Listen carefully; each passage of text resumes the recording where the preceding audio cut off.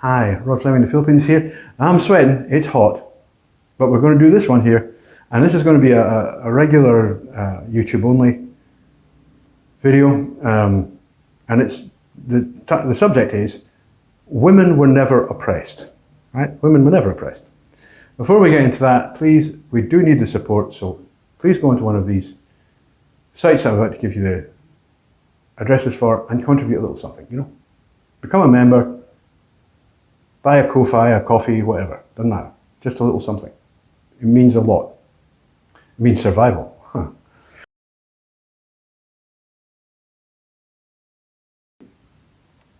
Women were never oppressed. Now, this was a very interesting point that was kind of thrown up by, I was watching Jordan Peterson and he was debating some appalling feminist. I don't know why he does that. I mean, I don't know why you debate them. Jordan, why do you do that? It just stresses you out. You can see how you get stressed, you know? And you will never penetrate the rock-like skull of a feminist. I mean, these people are so dumb, there's no chance that, you know, cleverly designed intellectual arguments are going to make any bloody difference at all. I mean, you could smack them over the head by a 2x4 and they wouldn't even notice. Anyway, this woman had made the usual points that feminists make about the oppression of women, and John Peters said, well, women were never oppressed. And he's right. Women were never oppressed, right? Everybody was oppressed. Men worked in factories just like women did. Men worked on the land just as women did. Men were serfs just like women did. What about in the United States? Do you honestly think that women slaves were more oppressed than men slaves? No, they were both oppressed. The whole class was oppressed. I'm not a socialist. I hate socialism. It's a terrible thing, but I do understand it and I have read deeply into it. And what feminism has actually done is it's taken socialism and kind of ripped out the heart. It said, no, we're not going to be so concerned about class, which is actually, and has been in the past, a trigger for oppression. People of certain classes were indeed far less well off and far less well treated than others because they were in a particular social class. And didn't matter whether they were men or women. You know, if you lived in a throwaway wooden shelter, you lived in a throwaway wooden shelter, you know, with no running water and all the rest of it. Whereas if you lived in the mansion on the hill, doesn't matter if you're the man or the woman, you're still living a bloody good lifestyle. Tell me I'm wrong. So what feminism actually has done, you know, feminism is just communism, but it's communism with the heart ripped out. And that's why feminists are so like, oh no, but feminism for everyone, feminism for everyone. Well, feminism isn't for everyone, quite obviously. Feminism is just for women. But it puts them into a very difficult moral and logical position because they know what they've done. They've taken the ideas basically of Karl Marx. So he wasn't the only one. The socialist movement had been around for quite a while by the time Karl Marx came along. And really nothing in his ideas is original. It's all basically cobbled from other people. Like, for example, the British designer and author William Morris, who's famous for his wallpaper, amongst other things, but who was an absolute leader in the early socialist movement and social reform movements. People like Sir Humphrey Davy. There were many others. And all Karl Marx did was ruthlessly plunder their ideas and claim them as his own, which is exactly what an academic always bloody does. But the point is, I think Engels actually was aware of what was going on, you know. He was a bit smarter than Marx. Anyway, women, or rather feminists, have kind of ripped that out. It's like, it's not about class, it's about women. It's about sex. You know, it's about sex-based privilege. There's no bloody thing. It's not a thing, sex-based privilege. You know, if you're a working class guy, that's no different from a working class woman. The point is you're working class. That's the actual point. And the whole point of feminism has been revisionary and counterproductive.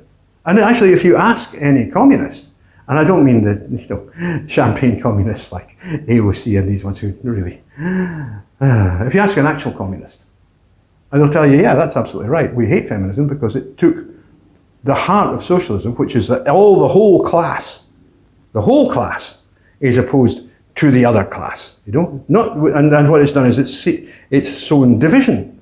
So now it's men against women. And they will tell you, it's not about men against women. It's working class against, the producers against the owners of the means of production. Which is how communists always see the world, even though, in modern terms, that's really archaic. It's, as I've often said, communism failed in the United States in the 1950s, not because of McCarthyism or anything like that. It was because men had really good jobs. It's almost impossible to get someone who has his own house, he owns his own house, and he's got 2 cars in the garage, and he's got a bunch of kids, they're all well dressed, everybody's well fed, his wife's, right by his side, this is great, you're doing really well. Getting a person like that to become a communist is practically impossible. They're just going to go, F off, I'm quite happy. The little ditty that used to be when I was a kid, it went like this, to the tune of the Internationale. And sorry, I'm already almost losing my voice. It went, the working class can kiss my ass, I've got the foreman's job at last. Right? You got yourself a nice job and you said to all these people, go and raffle yourself. I've got a nice job. I'm a floor manager. Get lost. And I'm now middle class. Right? F off, you oik. Everybody's middle class now. How many people do you know who actually work? It's an amazingly small number. Even compared with, when I was younger in the 60s, 70s, most people worked. They had jobs, they did things. They repaired things, they built things, they, had trades. Nowadays, most people work in offices. And in those days, that would be middle class. Oh no, working class people don't work in offices. No. They used to say, and this is just so, it's so true, and it's funny. They used to say, well, what's the difference between a white collar worker, i.e. a middle class one, management, and a blue collar worker, i.e. somebody who actually makes things? And the difference is, wait for it, the blue collar worker washes his hands before he takes a piss, and the white collar worker washes his hands after he takes a piss. You see where I'm going with this? So feminism has come along and it's basically ripped all this to bits. And it has turned everything into, rather than being a class issue, into being a sex issue, which it never was. It never was before.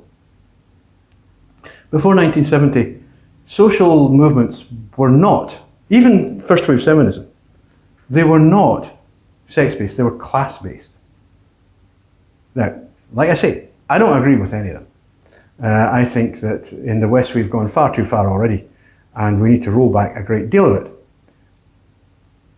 But what's happened in the last 50 years is that increasingly laws have been, two things have happened. Increasingly laws have been put in place which disadvantage men against women. It's not a question of evening up. It's not a question of a level playing field. It's specifically advantaging women over men.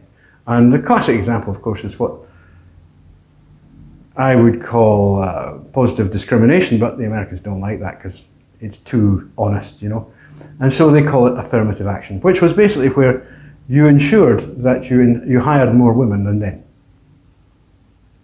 thus advantaging women over men. You ensured that women were promoted more rapidly into higher posts than men, thus advantaging women over men. You ensured that you fixed the legal system. My father was married twice, and this is a little bit of a sad story, but we'll tell it. And his first wife, whom he left well, they separated before he met my mother. They had 2 kids, right? My brother and my sister. But even though they were divorced, they still had the hots for each other. So it would quite often happen that my father was in the area and he would drop by for a cup of tea and she would get her pants down, right? And the result of one of these dalliances was my other brother that I didn't know about until 2004. I would have had a funny life, you know. This other brother, Alan. But what was interesting, and what is actually relevant to this story, is that my father's first wife refused to tell my father that he had this son, Alan. And he refused to let anyone meet Alan. Only one of my uncles was ever privy to this knowledge. And he kept it a secret till his death. The only person he told was his first son. And we only discovered this after this first wife died, you know, which was, I think, 2009. And some of the stories came out, you know. But he'd actually known, which doesn't matter which uncle it was. I have lots and lots of uncles. It was the butcher. Anyway, I don't think he was a criminal. He was actually a butcher. He knew. He was very close to this girl, and he knew about the son. And he'd been actually supplying money for his upkeep. And again, we didn't know any about this, you know. But the reason, why did the woman keep? In fact, she told one story which is really heartbreaking. She said, my brother, the one I just discovered, Alan, he said he used to be taken to Arbroath, which is where I grew up, and by his mother, and she would hide, you know, so that she could see my father, because he had worked there. My dad was a Ford main dealer, so he had a big garage, you know, a lot of big buildings, you know, stuff like that. So he was constantly walking about it, and she would hide and watch and show the kid, you know, that's your father, but he would never introduce. No, never met. He never met my father. Why? And the reason was that in those days, because my father was a successful businessman and therefore rather wealthy, and she was basically worked in a textile factory, the kid would have been taken away and given to my father. The court would have just said, no. The kid will have a better life with the father, therefore that's where it's going. Now, whether or not that's fair, and it doesn't seem very fair to me, there's no way on hell, no way on earth that would happen now. The family court would just say, it stays with the mother, obviously. Disadvantaging men in favour of women, yet again. And this has become the norm. This is how it is now. We have a situation where women are advantaged over men.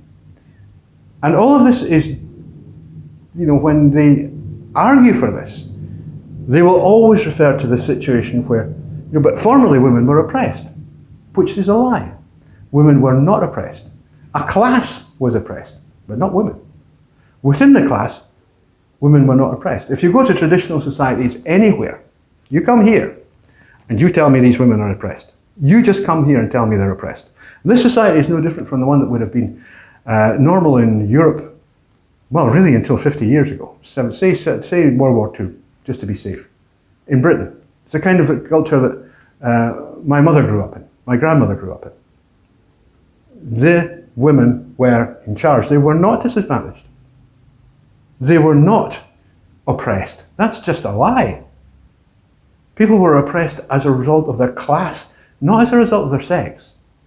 Used to be, I've mentioned her before, but there used to be an excellent blogger whom I used to read regularly on one of the blog sites. I think it was probably Blogspot, called Appalachian Lady. And as far as I know, her posts are still up. You know, you can still get them. And she said she's actually a member of the Hatfield Clan. You know, Devil Anse Hatfield, scary guy, all that stuff. And she said that sons would never refuse a request made by their mother. Never. Mum was always, right, Mum? Yeah, I'll just do that. You're telling me that these women are oppressed. My own family, now there were 11 in my father's generation. So that was a fairly strong woman. living survivors. I think there were 2 who died, but this is a long time ago. Anyway, my uncles and my father, I never met my grandmother because she died, before I came along. My dad was one of the younger sons. They adored that woman. And, they made you quite open about it. Anything she wanted, that was it. We would do it. We would just do it. And these were known,